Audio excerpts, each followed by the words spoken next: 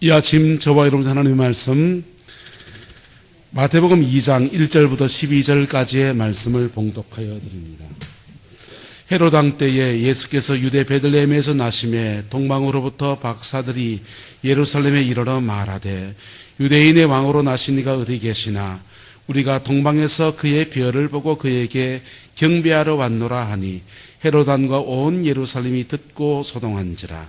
왕이 모든 대제사장과 백성의 서기관을 모아 그리스도가 어디서 나겠느냐고 물으니 이르되 유대 베들레헴이 오니 이는 선지자로 이렇게 기록된 바 또 유대 땅 베들레헴아 너는 유대 고을 중에서 가장 작지 아니하로다. 내게서 한 다스리는 자가 나와서 내 백성 이스라엘의 목자가 되리라 하셨음이니이다. 이에 헤롯이 가만히 박사들을 불러 별이 나타난 때를 자세히 묻고 베들레헴으로 보내며 이르되 가서 아기에 대하여 자세히 알아보고 찾거든 내게 고하여 나도 가서 그에게 경배하게 하라. 박사들이 왕의 말을 듣고 갈새 동방에서 보는 그 별이 문득 앞서 인도하여 가다가 아기 있는 곳 위에 머물러 서 있는지라. 그들이 별을 보고 매우 크게 기뻐하고 기뻐하더라. 집에 들어가 아기와 그의 어머니 마리아가 함께 있는 것을 보고 엎드려 아기께 경배하고 보배함을 열어 황금과 유황과 모략을 예물로 드리니라. 그들은 꿈에 헤롯에게로 돌아가지 말라 지시하심을 받아 다른 길로 고국에 돌아가니라. 여러분이 어렸을 때의 성탄절을 기억합니까? 성탄절 전야에 선물 교환을 한다고 학생회에서 모여서 밤에 온라이트를 했어요. 밤을 꼬박 새우고 그리고는 새벽기도에 오신 분들하고 같이 일어나서 집집마다 돌아다니면서 새벽 성들을 돌았습니다. 그러면 그날 대박 나는 날이었습니다. 가정가정마다 과자도 선물해 주시고 커피도 한 잔씩 태워주시고 떡국도 끓여주시기도 하고 그래서 아침 든든하게 먹고서는 그렇게 거두어진 선물들을 들고 와서 경찰서를 방문해서 수고하신다고 따끈한 커피 한 잔 우리가 섬겨드리고 또 소방서를 방문해서 그렇게 또 섬겨드리고 거리에 지나가는 쓰레기차 아저씨한테도 과자 하나씩 그렇게 드리면서 추운 밤 너무 고생 많습니다. 그렇게 이야기를 하곤 했습니다. 그런 보기 와서 한 번은 성탄절날 새벽에 오징어 이렇게 위판하는데 가서 다 같이 성탄의 기쁨을 함께 나누자고 해서 커피 한 잔씩을 돌린 적이 있어요. 얼마나 기쁘고 감격스러운 날들이었는지. 그런데 올해의 성탄절은 그런 모든 행사들은 다 취소를 하고 아주 간소하게 예배를 드립니다. 우리는 지금 코로나19 사태 때문에 다 모여서 예배할 수가 없어서 이렇게 나누어서 예배를 하고 있어요. 그런데 분산에서 예배를 드리고 있는 이 낮은 자리, 어쩌면 화려하지 않고 그렇게 많은 사람이 모일 수도 없는 이런 자리가 바로 주님을 만나는 축복의 자리인 줄로 믿습니다. 왜냐하면 예수님이 오셨을 때도 많은 사람의 환호와 찬송 속에서 경배를 받으심이 온 게 아니라 예수님을 맞으러 온 사람은 동방에서 온 박사가 3명이었고 그리고 양을 치는 목동들이 몇 명이 와서 예수님을 영접을 했습니다. 예수님은 가장 가난한 집에 태어나서 베들레헴에 가서 호구조사를 하는데 방을 하나 얻을 수 없는 그런 분이어서 마구간에다가 출산을 하게 된 아내를 뉘어야 됐고 그리고 출산을 그렇게 해서 낳은 아기를 어디 마땅히 누일 데가 없어서 마구간에 구유에 누여야 됐던 가장 초라한 성탄을 맞았던 분입니다. 그러나 그분에게 담긴 의미와 그분이 오신 뜻과 그분이 주신 그 영광이 너무나 커서 우리는 그분의 생일을 온 세계가 함께 축하하는 성탄, 거룩한 탄생일로 그렇게 축복하고 있는 것입니다. 할렐루야. 오늘 본문에는 예수님의 탄생을 축하하러 온 한 점성술사의 이야기로 나누고 있습니다. 이 동방 박사들은 동방에서 별을 연구하던 그런 사람들이었습니다. 우리나라 기록에 의하면 신라의 첨성대에서 삼국유사 삼국 사기의 기록에 의하면 신라의 점성대의 기록에도 예수님 탄생할 그때에 참 이상한 별이 그렇게 발견된 것들이 그렇게 기록이 나오고 있어요. 그런데 이 동방 쪽에서 별을 연구하던 사람들, 그 당시에 별을 연구하던 사람들은 별을 가지고 길룡화복을 점치는 점성술사들입니다. 그래서 물고기 자리에서 누가 태어나면, 처녀 자리에서 누가 태어나면 새로운 역사가 개벽이 일어난다라고 하는 그런 사람들이었습니다. 그 사람들이 보기에 하늘의 별에 보니까 이상한 별이 하나 떠 있습니다. 그래서 이것은 분명히 새로운 역사가 펼쳐질 때고 새로운 왕이 등극할 그런 신호다고 생각했습니다. 그럼 이 사람들은 뭡니까? 점성술사예요. 뭐라고요? 점성술사. 이방 땅에서 별을 보고 점치는 사람들. 여러분, 유대인들은 별 보고 점치는 사람들 돌로 쳐 죽이기나, 그러면 또 하나는요, 그렇게 죽이는 게, 왜? 이스라엘 백성들에는 별로 점치는 것 허락되어 있습니까? 허락되어 있지 않습니까? 허락되지 않았거든요. 별로 점치는 것이 허락되지 않았는데 이방 땅에서, 고상한 말로 동방의 박사라고 했지만은 이 당시에 무슨 대학이 있어서 학위를 준 건 아니고 어떤 분야의 전문가가 된 사람을 박사라고 그렇게 불렀습니다. 별을 연구하는데, 그리고 별 가지고 길흉화복을 점치는 그런 일에 아주 도같은 사람들, 그 사람들입니다. 우리나라 말로 하면 무당이지요. 그런데 그 사람들이 뭔가 그들이 연구하는 세계에서 보니까 이상한 별이 하나 떠서 새로운 시대가 도래하고 새로운 왕이 등장할 것 같은 예감을 받습니다. 이게 성경적입니까? 비성경적입니까? 비성경적입니다. 비성경적인데 하나님은 이방인이고 하나님을 알지 못하는 사람이기 때문에 그에게는 이런 방법으로 말씀하실 수 있다 없다. 하나님은 우리에게 기록된 성경을 주셨습니다. 할렐루야. 하지만 이 동방의 박사들은 성경을 모르고 하나님의 진리를 모르기 때문에 하나님이 그에게 어렴풋이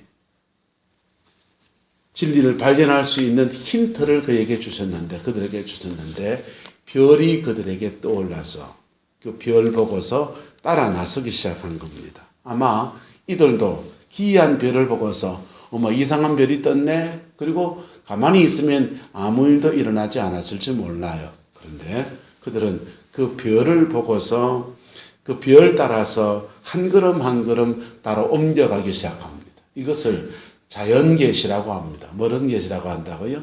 자연계시. 때로는 천둥이 꽝 치는 것을 보면서, 때로는 옆에 사람이 무슨 일을 통해서 어려움을 겪는 것을 보면서, 때로는 인생사에서 이런 일 저런 일 속에서 하나님의 음성을, 하나님의 뜻을 분별하는 기회가 되기도 합니다. 그런 것을 자연계시라고 그럽니다.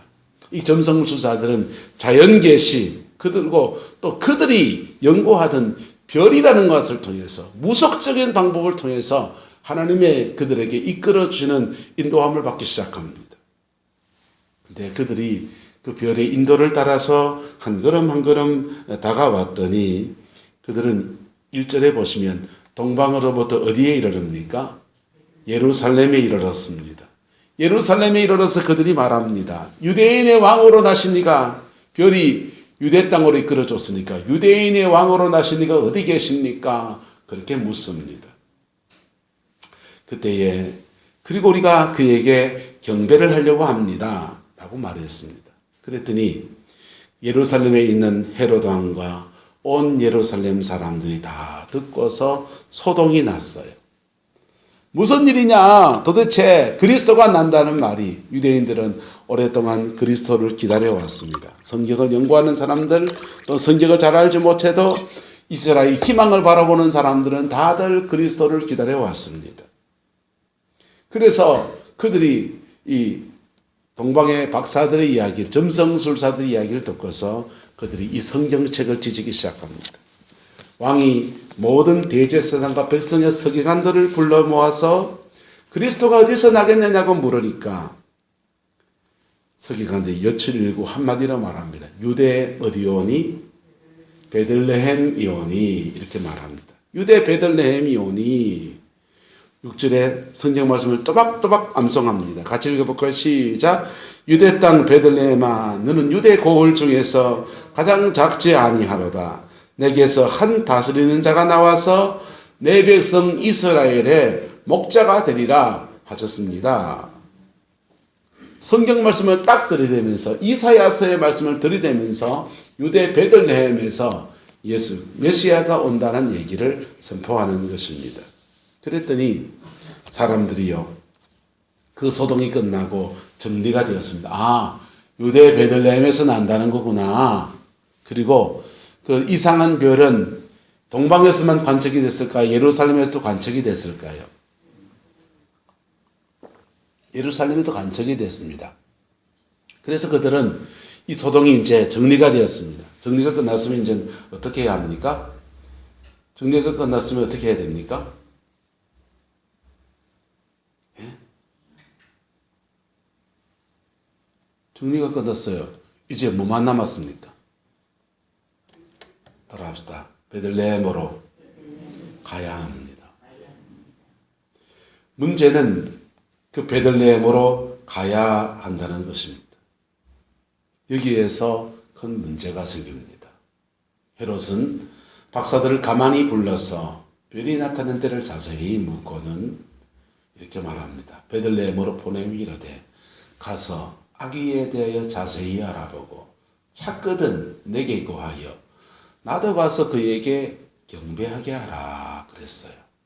여러분 만약 헤롯이 그의 왕복과 모든 것을 다 벗고서 아기로 태어나신 예수님에게 경배하면 무슨 일이 일어날까요?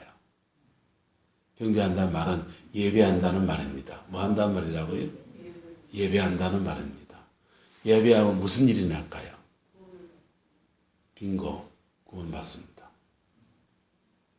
동방의 점성술사들은 힌트, 성경을 통해서 정확하게 해석해 준 원리를 따라서 베들레헴까지 이제 가야 됩니다. 그런데 이 사람들이 예루살렘의 지형을 잘 압니까? 모릅니까? 모르죠. 하늘에 있는 별만 보고 온 사람들입니다. 누군가 나서서 베들레헴까지 길잡이가 되어주고 안내자가 되어준다면 얼마나 좋겠어요. 그런데 아무도 안내해주지 않습니다. 아무도 함께 가서 경배하겠다는 사람이 없습니다. 그래서 다시 예루살렘에서 나와서 베들레헴까지 가는 여정을 걸어가야 합니다.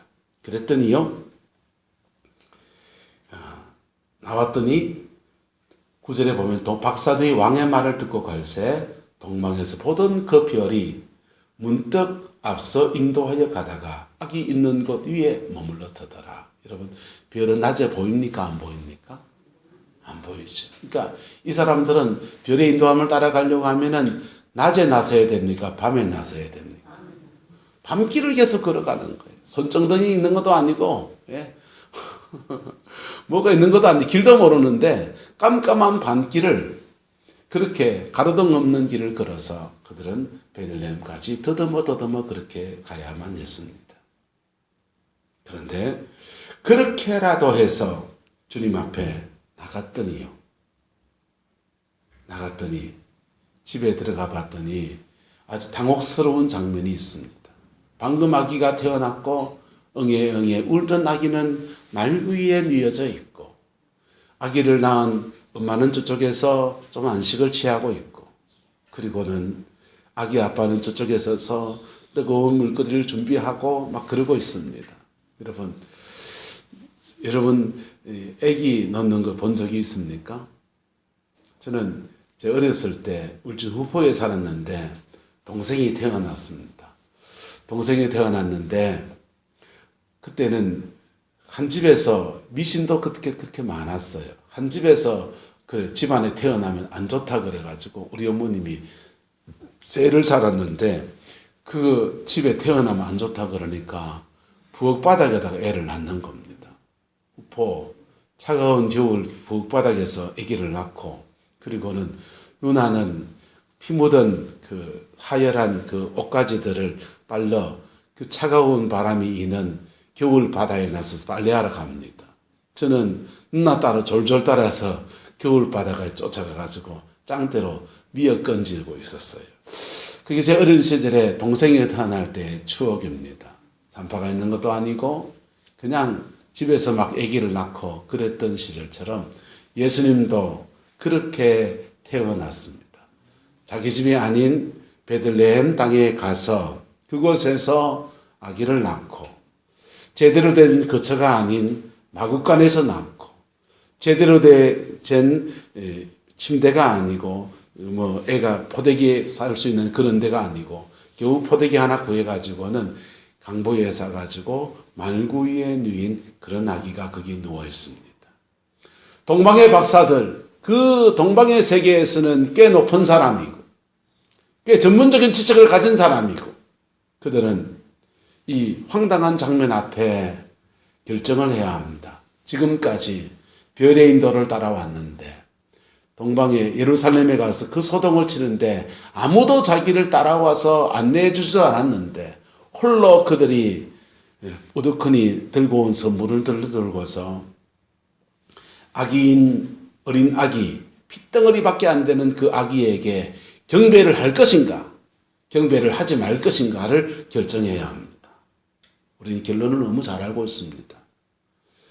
그 동방의 박사들은 아기이신 예수님에게 경배합니다. 근데 만약 여러분들이 그 동방의 박사라면 그 아기에게 경배하는 것이 쉬운 결정일까요? 어려운 결정일까요? 아니 먼 길을 따쳐왔는데 왕이라고 했는데 무슨 왕자가 있고 높은 자리에 있고 좋은 옷을 입은 사람들이 시종을 들고 있고 그리고 이역만이 타향에서 왔다고 경배하러 왔다고 하니까 박수를 쳐주면서 자로 졌다고 여기 사는 진미가 있고 잔치를 함께 먹고 그리고 이 아기에게 경배하고 당신에게 줄 이런 놀라운 하사품들을 내가 너희에게 주겠다고 하는 그런 시나리오가 전혀 사라지고 핏덩어리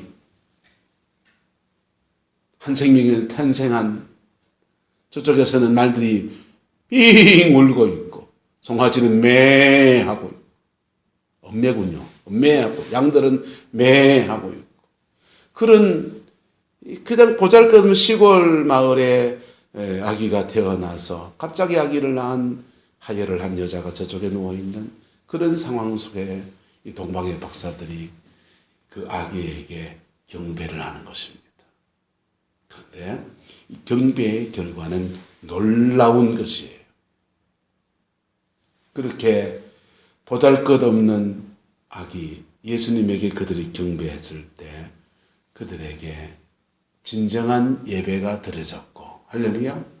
그리고 그곳에 하나님의 영광이 임하면서 그들의 영혼 속에 구원이 임했습니다. 뭐가 임했다고요? 구원이 임했습니다. 교회를 다니면 우리는 굉장히 난처한 상황들을 때로는 직면하게 됩니다. 예수 믿으면 잘 된다고 하는데 예수 믿으면 복 받는다고 하는데 예수 믿으면 가와만사성 모든 것이 잘 되고 잘 되며 잘 되고 잘 된다는 간증만 듣고 교회를 왔는데 실제로 와보면 피투성이가 된 십자가 예수님과 직면해야 합니다. 피 흘려 죽어서 창에 찔려 죽어서 저주를 받아서 나무 위에 달린 그분과 직면해야 합니다. 불편한 진실입니다. 그런데 그때 우리는 결정했습니다. 그분을 뭐 하기로?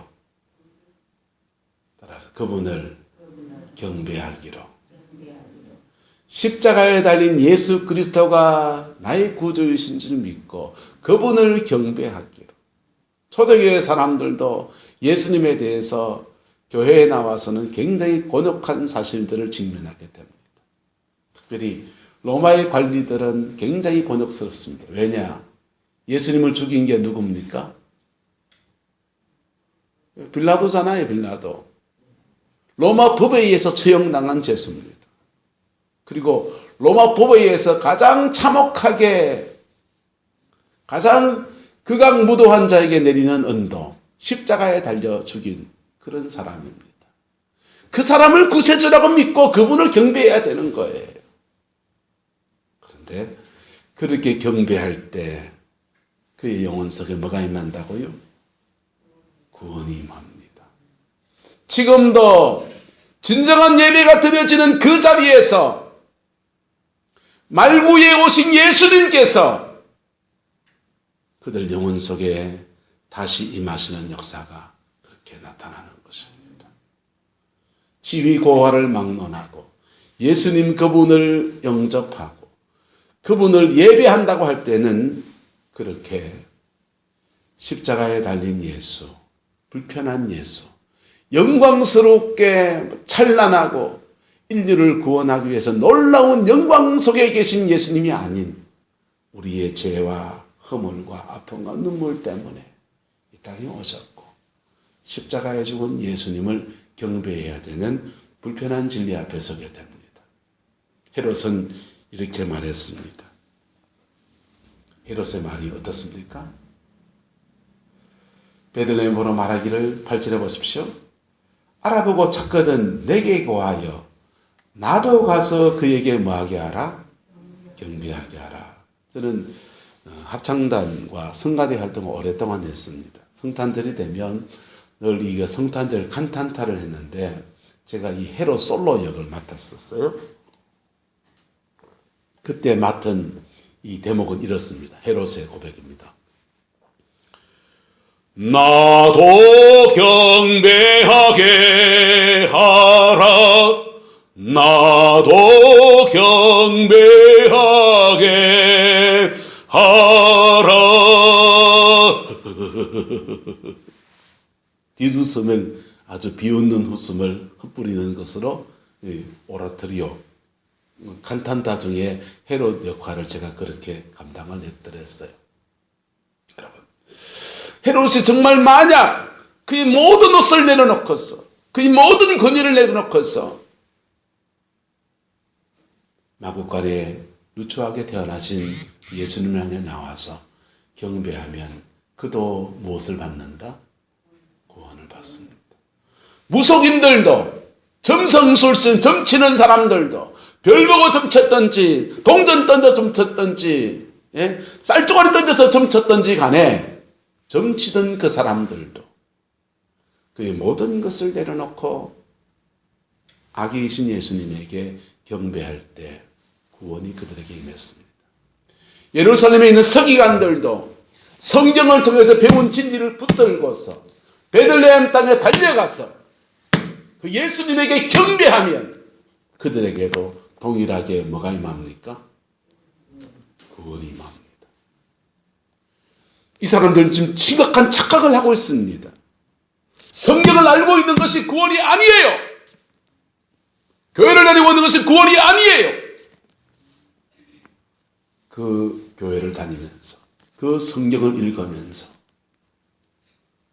십자가에 달려서 인류의 모든 죄를 위해서 죽으신 보잘것없고 비참하고 저주스러운 그 예수님에게 경배할 때 그 보혈의 피가 우리에게 임하여서 구원이 일어나는 것입니다.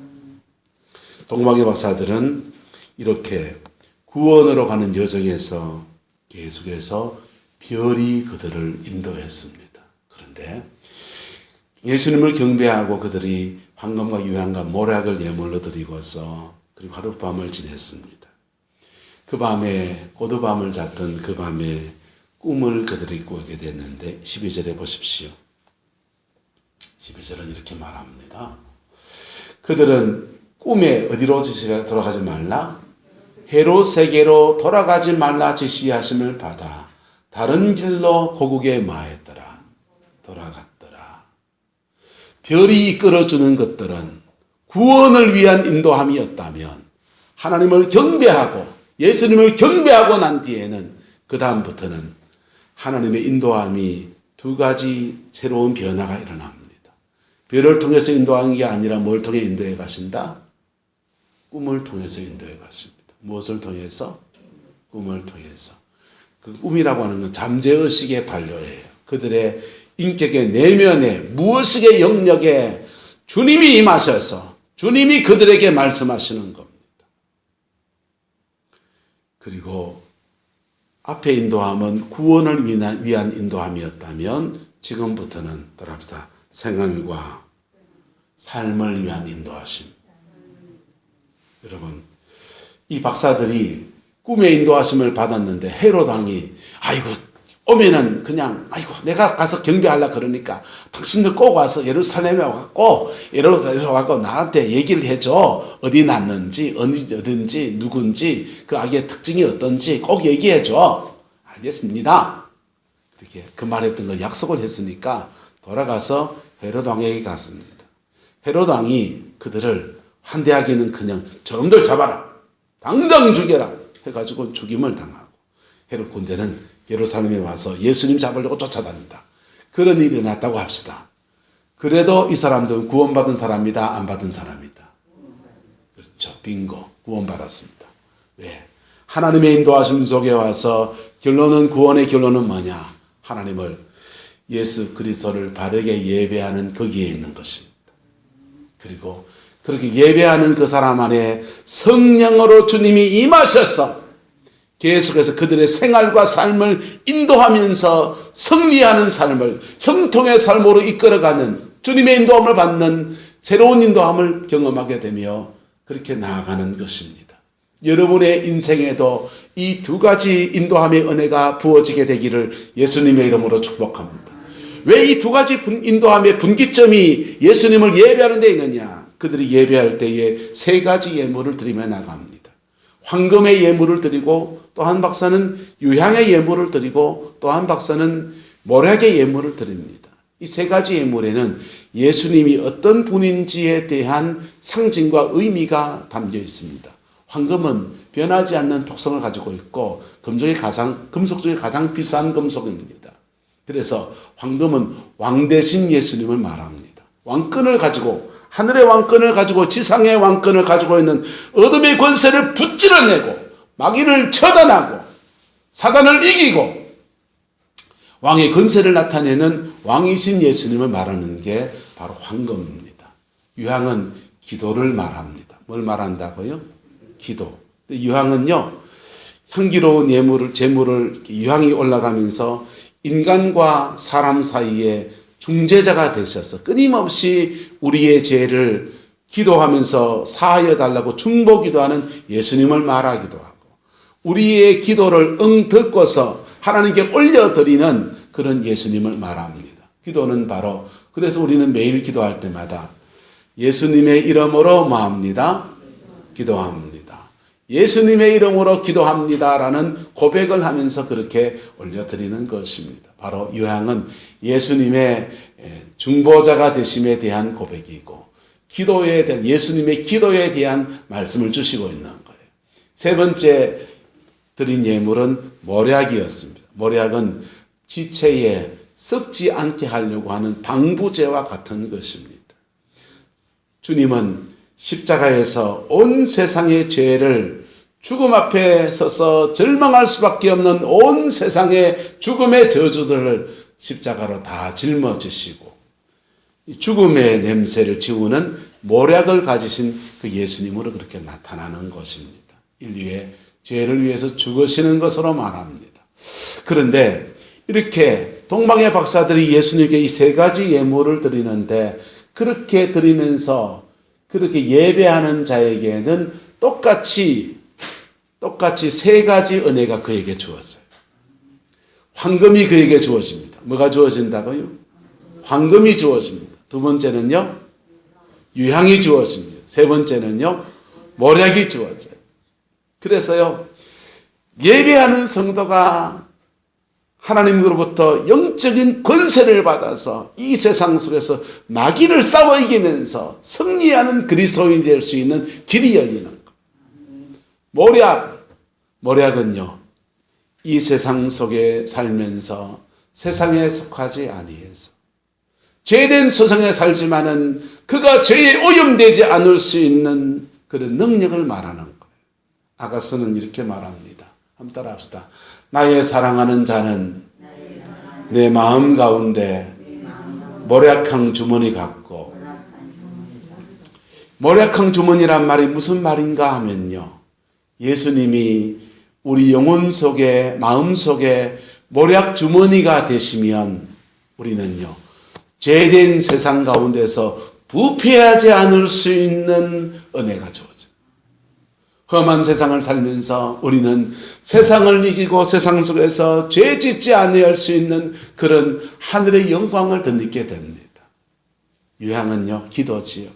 진정한 예배가 있는 곳에는 기도가 하늘에 상달되어지는 영광이 있습니다. 우리가 기도한 것에 하나님이 들으시고 응답하시는 아름다운 역사가 이루어지는 거예요.